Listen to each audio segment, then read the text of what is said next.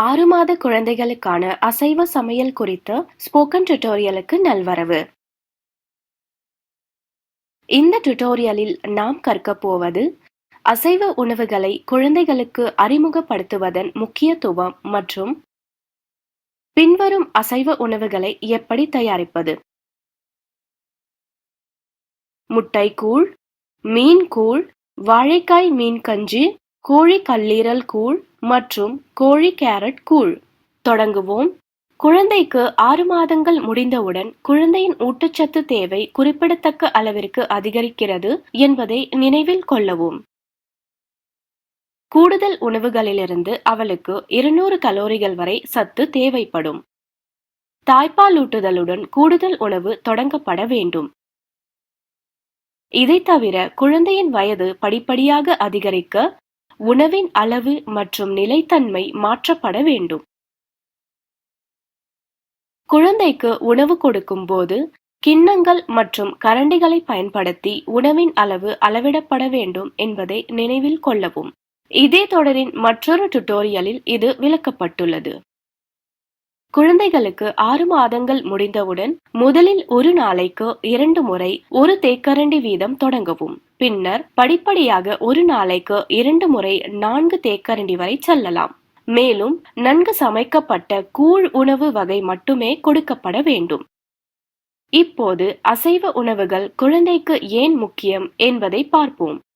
எல்லா அசைவ உணவுகளும் நல்ல கொழுப்புகள், புரதம் மற்றும் பல நுண் ஊட்டச்சத்துக்களை அதிகம் கொண்டிருக்கின்றன. இந்த ஊட்டச்சத்துக்கள் குழந்தையின் சரியான வளர்ச்சிக்கும் மேம்பாட்டிற்கும் மற்றும் அவர்களின் மூளை வளர்ச்சிக்கும் மிகவும் அவசியம். பின்வருவனவை குழந்தைக்கு பரிந்துரைக்கப்படுகின்ற உணவுகள் ஆகும். நாட்டுக்கோழி இனம், முட்டை, இறைச்சி மற்றும் அனைத்து வகை மீன்கள், நண்டு வகைகளை தவிர. இது 1 வயதிற்கு பின்னரே அறிமுகப்படுத்த வேண்டும். அசைவ உணவுகளை அறிமுகப்படுத்தும் போது பின்வருவனவற்றை நினைவில் கொள்ளவும். குழந்தைக்கு பதப்படுத்தப்பட்ட இறைச்சி மற்றும் சமைக்கப்படாத உணவு கொடுக்கக்கூடாது.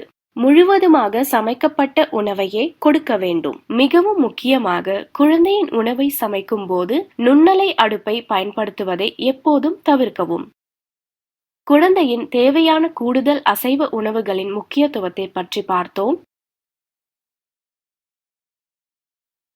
இப்போது இந்த கூடுதல் அசைவ உணவுகளை எப்படி செய்வதென பார்ப்போம். நமது முதல் உணவு முட்டை கூழிலிருந்து தொடங்குவோம்.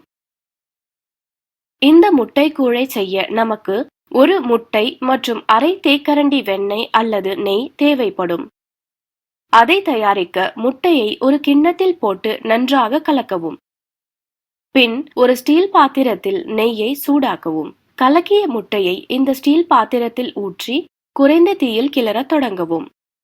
தொடர்ந்து சமைத்தால் அது முட்டை கூழை எரித்துவிடும். ஆகையால் இடையே தீயிலிருந்து அதை நீக்கவும். கெட்டியாகும் வரை அந்த கலவையை கிளறிக்கொண்டே சமைக்கவும். தீயை அணைக்கவும். முட்டைக்கூழ் தயாராகிவிட்டது. அது ஆறிய பிறகு குழந்தைக்கு ஊட்டவும். நாம் பார்க்க போகின்ற 2வது உணவு மீன் கூழ். இதற்கு நமக்கு தேவை பின்வரும் உள்ளூரில் கிடைக்கின்ற மீன்களில் ஏதேனும் ஒன்றின் 2 துண்டுகள். கருப்பு வவ்வால், வங்கவராசி, வெள்ளை வவ்வால் மற்றும் கணவாய் மீன். கழுவப்பட்டு மற்றும் சுத்தப்படுத்தப்பட்ட மீனின் 2 துண்டுகளை ஒரு ஸ்டீல் பாத்திரத்தில் எடுத்துக்கொள்ளவும். பின் மூடப்படும் வரை தண்ணீரை சேர்க்கவும். இந்த ஸ்டீல் பாத்திரத்தை ஒரு பிரஷர் குக்கரில் வைக்கவும். 3 அல்லது 4 விசில்கள் வரும் வரை அதை சமைக்கவும். ஆறிய பிறகு அந்த மீன் துண்டுகளை ஒரு தட்டில் எடுத்து வைக்கவும். இப்போது எல்லா எலும்புகளையும் கவனமாக நீக்கவும். எலும்புகள் குழந்தையை மூச்சு திணற வைக்குமாதலால் குழந்தைக்கு ஊட்டும் முன்பு அவற்றை நீக்குவது மிகவும் முக்கியமாகும். இப்போது சமைத்த மீனை ஒரு மிக்சரில் போட்டு கூழாக செய்து பின் குழந்தைக்கு ஊட்டவும். 3வது உணவு வாழைக்காய் மீன் கஞ்சி. அதை தயாரிக்க 2 தேக்கரண்டிகள் வாழைக்காய் பொடி, உள்ளூரில் கிடைக்கின்ற மீன் அல்லது வங்கவராசி மீன் 2 துண்டுகள் தேவை. முதலில் வாழைக்காய் பொடியை தயார் செய்வதிலிருந்து தொடங்குவோம். உங்கள் பகுதியில் கிடைக்கின்ற ஏதேனும் ஒரு வகையில் 2 வாழைக்காயை எடுத்துக்கொள்ளவும். ஒரு தோல் உரிப்பானை பயன்படுத்தி அவற்றின் தோலை எடுக்கவும். இப்போது இவற்றை மெல்லிய துண்டுகளாக வெட்டவும். இந்த துண்டுகளை 1 முதல் 2 நாட்களுக்கு நிழலில் முருகலாகும் வரை உலர வைக்கவும்.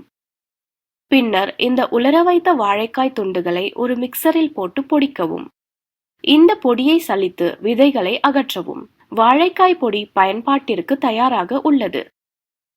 அடுத்து ஒரு மீன் கூடை செய்ய முந்தைய உணவு செய்முறையில் குறிப்பிட்டுள்ள வழிமுறைகளை பின்பற்றவும். அதற்கு பிறகு 2 தேக்கரண்டிகள் வாழைக்காய் பொடியை ஒரு கிண்ணத்தில் எடுத்துக்கொள்ளவும். 3 தேக்கரண்டிகள் தண்ணீரை சேர்த்து கட்டி தட்டாமல் இருக்க நன்றாக கலக்கவும். தேவைப்பட்டால் மேலும் தண்ணீரை சேர்க்கவும். இப்போது இந்த கலவையை சிறிய தீயில் 5 - 7 நிமிடங்களுக்கு சமைக்கவும். அதற்கு பிறகு சமைக்கப்பட்ட மீன் கூழை அதனுடன் சேர்க்கவும். கலவையை கிளறிக்கொண்டே அடுத்த 4 - 5 நிமிடங்களுக்கு சிறிய தீயில் சமைக்கவும். வாழைக்காய் மீன் கூழ் தயாராகிவிட்டது. அதை ஆற வைத்து பின் குழந்தைக்கு ஊட்டவும். இப்போது 4வது சமையல் குறிப்பிற்கு வருகிறோம். கோழி கல்லீரல் கூழ். இதை செய்ய ஒரு கோழியின் கல்லீரல் தேவை. செய்முறை: கழுவிய கோழியின் கல்லீரலை ஒரு ஸ்டீல் பாத்திரத்தில் வைத்து தொடங்கவும். அது மூடும் வரை தண்ணீரை சேர்க்கவும். இப்போது இந்த ஸ்டீல் பாத்திரத்தை ஒரு பிரஷர் குக்கரில் வைக்கவும். 3 - 4 விசில்கள் வரும் வரை அதை சமைக்கவும். ஆறிய பிறகு அதனை ஒரு தட்டில் எடுத்து வைக்கவும். ஒரு மிக்சரை பயன்படுத்தி சமைக்கப்பட்ட கோழியின் கல்லீரலை கூழாக்கி குழந்தைக்கு ஊட்டவும். இப்போது 5வது சமையல் குறிப்பை பார்ப்போம். கோழி கேரட் கூழ். நமக்கு தேவையானவை 4 - 5 சிறிய துண்டுகள் கோழி மார்பு அல்லது எலும்பில்லாத கோழி மற்றும் ஒரு கேரட். கழுவிய கோழி துண்டுகளை ஒரு ஸ்டீல் பாத்திரத்தில் வைத்து தொடங்கவும். பின்னர் அது மூடும் வரை தண்ணீரை சேர்க்கவும்.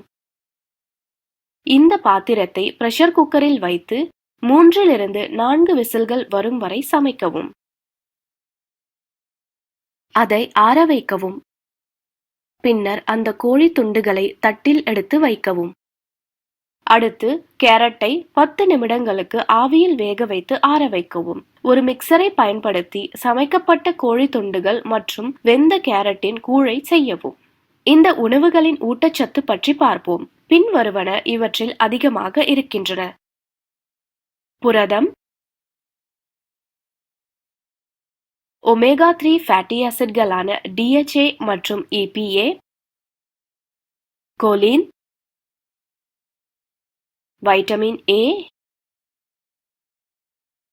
Vitamin D,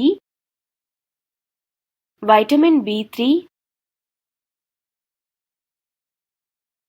vitamin B6, folate, vitamin B12, zinc, magnesium, iron, phosphorus, copper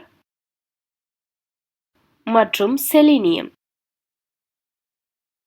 அசைவ உணவுகளில் இந்த சத்துக்கள் எளிதாக கிடைக்கின்றன.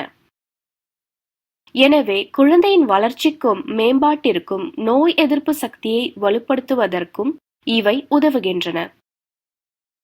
இத்துடன் 6 மாத குழந்தைகளுக்கான அசைவ சமையல் குறித்த இந்த டுட்டோரியலின் முடிவுக்கு நாம் வந்துவிட்டோம்.